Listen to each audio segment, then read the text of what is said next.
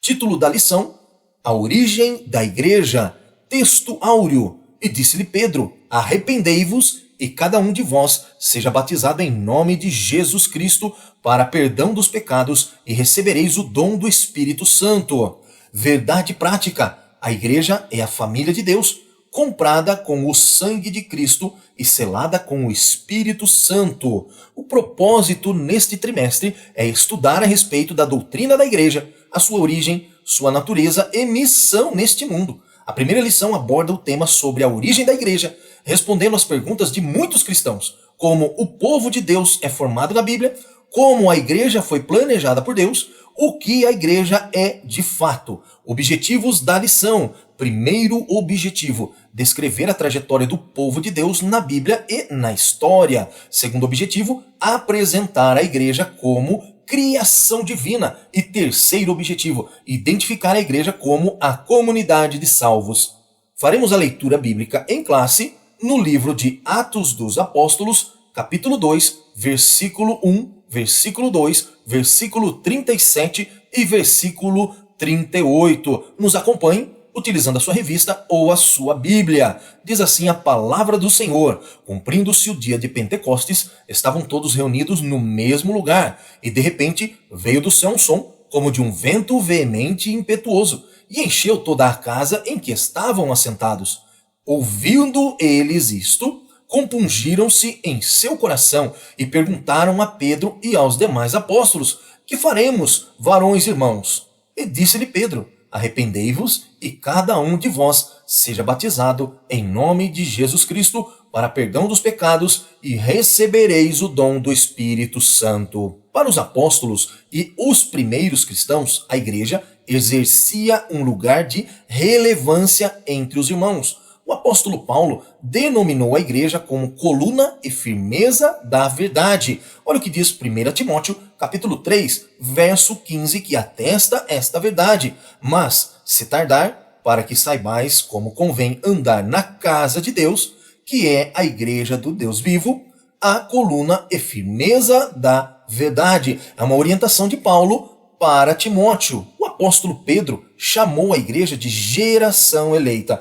Olha o que ele disse na primeira carta que ele escreveu, no capítulo 2, verso 9. Mas vós sois a geração eleita, o sacerdócio real, a nação santa, o povo adquirido, para que anuncieis as virtudes daquele que vos chamou das trevas para a sua maravilhosa luz. Primeiro ponto que comentaremos: o povo de Deus na Bíblia e na história. O termo hebraico Kerral é usado para se referir a um ajuntamento do povo de Deus debaixo do antigo pacto. O seu uso é o de uma convocação para uma assembleia ou o ato de reunir-se em assembleia. O termo Kerral, portanto, no contexto do Antigo Testamento, se refere ao Israel étnico, à sua cultura, uma nação que se ajuntava tanto para fins de cultuar como discutir sobre assuntos da comunidade. Olha o que diz a respeito deste termo em Deuteronômio, capítulo 4, verso 10. O dia em que estivestes perante o Senhor teu Deus em Horebe, quando o Senhor me disse: Ajunta-me este povo, e os farei ouvir as minhas palavras, e aprendê-losão para me temerem todos os dias que na terra viverem, e as ensinarão a seus filhos. O termo grego para igreja diz eclesia. Dentro do contexto religioso, como é tratado no Novo Testamento, se refere à igreja cristã. Porém, seu significado secular é chamar para fora. Em Atenas, na capital da Grécia, quando precisava discutir alguma coisa entre a comunidade, toda a população era chamada para fora de suas casas para ouvirem e opinarem quanto às questões. Este termo difere do termo apresentado no Antigo Testamento, onde é usado para o ajuntamento de um povo, ou uma etnia, uma nação, no caso, a nação de Israel. No Novo Testamento, o termo eclesia abrange um ajuntamento de todos os povos, tribos, línguas e nações que foram comprados pelo sangue de Cristo. Olha o que diz em Apocalipse, capítulo 5, e o verso 9, sobre essa questão.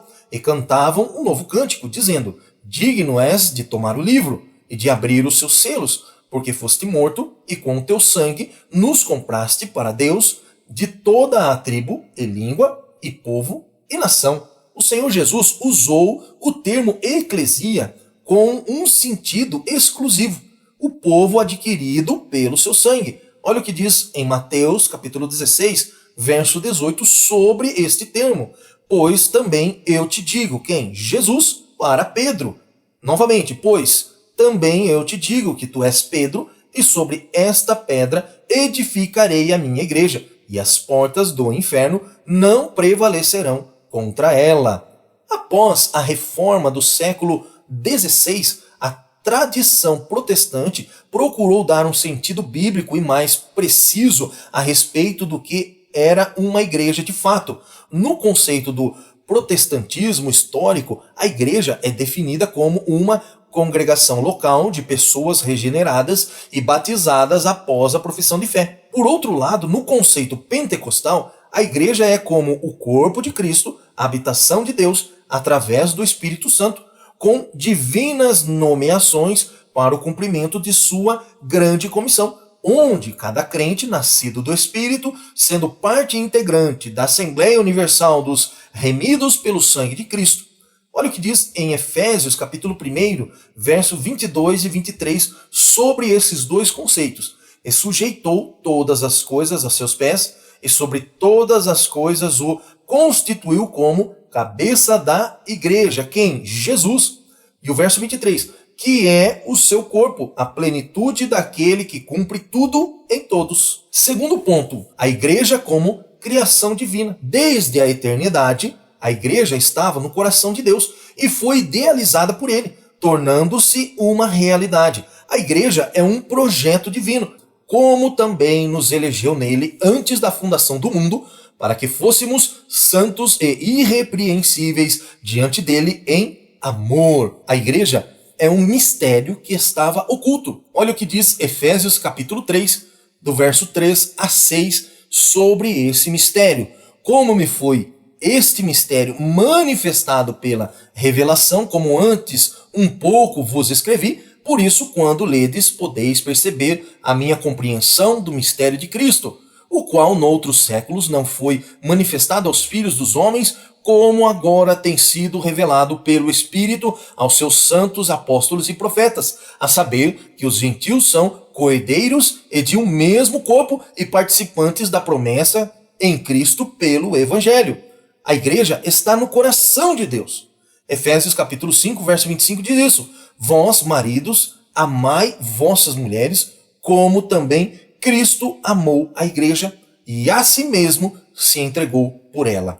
Aquilo que estava apenas no coração de Deus, houve uma tentativa no Antigo Testamento de ser real, mas Israel não compreendeu a vontade de Deus, privando os povos de desfrutarem da mesma revelação que eles tiveram. Então a ideia de igreja ficou oculta, mas o amor de Deus pela humanidade fez tornar essa ideia realidade através de quem? Através de Jesus Cristo. Olha o que diz Mateus capítulo 16, verso 18. Pois também eu te digo que tu és Pedro, e sobre esta pedra edificarei a minha igreja, e as portas do inferno não prevalecerão contra ela. De acordo com o relato do comentarista da lição, respondendo à pergunta de quando foi formada a igreja de fato, a maioria dos teólogos defende que foi no Pentecostes. Olha o que diz Atos capítulo 1, verso 12 a 15. Então voltaram para Jerusalém, do monte chamado das Oliveiras, o qual está perto de Jerusalém, à distância do caminho de um sábado. E entrando, subiram ao cenáculo, ou seja, em cima, um lugar elevado da casa, onde habitavam Pedro, Tiago, João, André, Filipe e Tomé, Bartolomeu e Mateus, Tiago, filho de Alfeu, Simão, o Zelote e Judas, irmão de Tiago. Todos estes perseveravam unanimemente em oração, em súplicas com as mulheres, e Maria, mãe de Jesus, e com seus irmãos. E naqueles dias, levantando-se Pedro no meio dos discípulos, ora, a multidão junta era de quase 120 pessoas, e disse: a concretização dessa realidade, a formação da igreja, destaca-se pelo cumprimento da promessa de Cristo, que iria para o Pai, mas enviaria outro Consolador, a saber, o Espírito Santo. Olha só a promessa revelada em João, capítulo 14, verso 16 e 17. E eu rogarei ao Pai, quem? Jesus que está falando. E ele vos dará outro Consolador, para que fique convosco para sempre, o Espírito de verdade, que o mundo não pode receber, porque não o vê nem o conhece, mas vós o conheceis, porque habita convosco e estará em vós. Olha só a confirmação. Nós vemos a promessa, agora a confirmação. Em Atos, capítulo 2, verso 1 a 4. E, cumprindo-se o dia de Pentecostes, estavam todos concordemente no mesmo lugar, e de repente veio do céu um som, como de um vento veemente e impetuoso, e encheu toda a casa em que estavam assentados, e foram vistas por eles línguas repartidas como de fogo, as quais pousaram sobre cada um deles. E todos foram cheios do Espírito Santo, e começaram a falar noutras línguas, conforme o Espírito Santo lhes concedia que falassem. E a concretização dessa confirmação. Atos capítulo 2, verso 47. Louvando a Deus, e caindo na graça de todo o povo,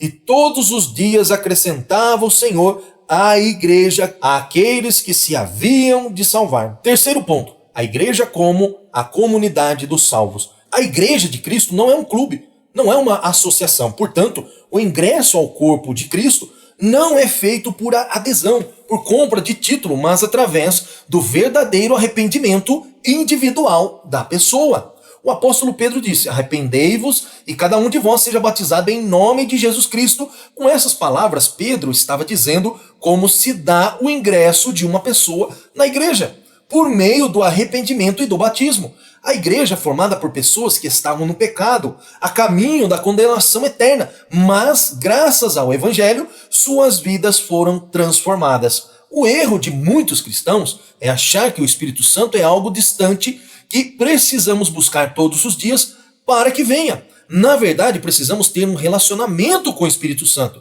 pois na conversão ao Evangelho somos batizados com o Espírito Santo, passando a viver em nós. Somos selados com a graça de Jesus. É o Espírito Santo que nos convence do pecado e do juízo. Por meio do Espírito de Deus, somos batizados no corpo de Cristo, a igreja, passando a fazer parte dela. Olha o que diz João, capítulo 14, verso 16. E eu rogarei ao Pai, Jesus intercedendo por nós ao Pai, e ele vos dará outro Consolador. Quem? O Espírito Santo. Para quê? Para que fique convosco para sempre. De acordo com a revista, no processo de conversão, somos agraciados com 2 atributos, resultando no batismo com o Espírito Santo. Através da conversão, os novos cristãos são batizados pelo Espírito Santo, recebendo a capacitação espiritual que os orienta, que os direciona, que os inspira e lhes dá esperança. Isso chama-se atributo da capacitação. Atos capítulo 1, verso 4 a 8 diz, e estando com eles, determinou-lhes que não se ausentassem de Jerusalém,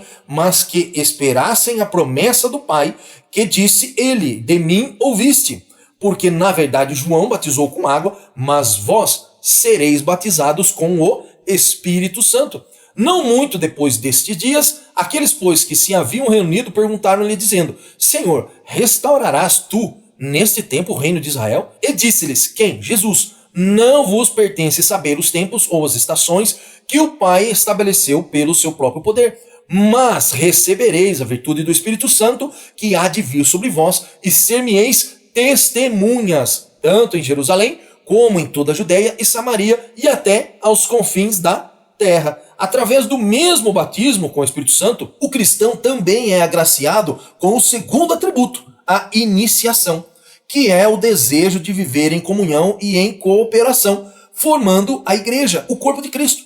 Olha o que diz primeiro aos Coríntios, ou seja, Paulo escrevendo aos Coríntios, na sua primeira carta, no capítulo 12, verso 13.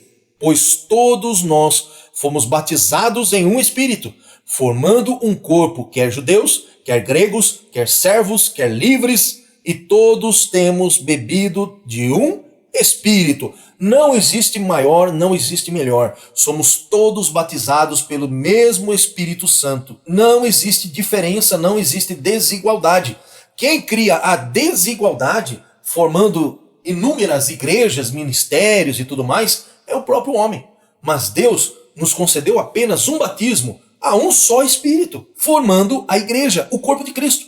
Eu quero te agradecer por nos acompanhar em mais um esboço das lições bíblicas. Deixamos um presente para você na descrição deste vídeo e na aba comunidade do nosso canal. É um link para você baixar de graça o PDF desta aula. Não deixe de assistir o nosso vídeo com o resumo do capítulo do livro de apoio da revista. É um auxílio a mais para você, professor, e também para você, aluno. O link está no card acima. Mais uma vez, eu te peço, ajude o nosso canal a crescer. Inscreva-se em nosso canal e dê o like no gostei. Esperamos você na próxima semana com mais um vídeo esboço das lições bíblicas da Escola Bíblica Dominical.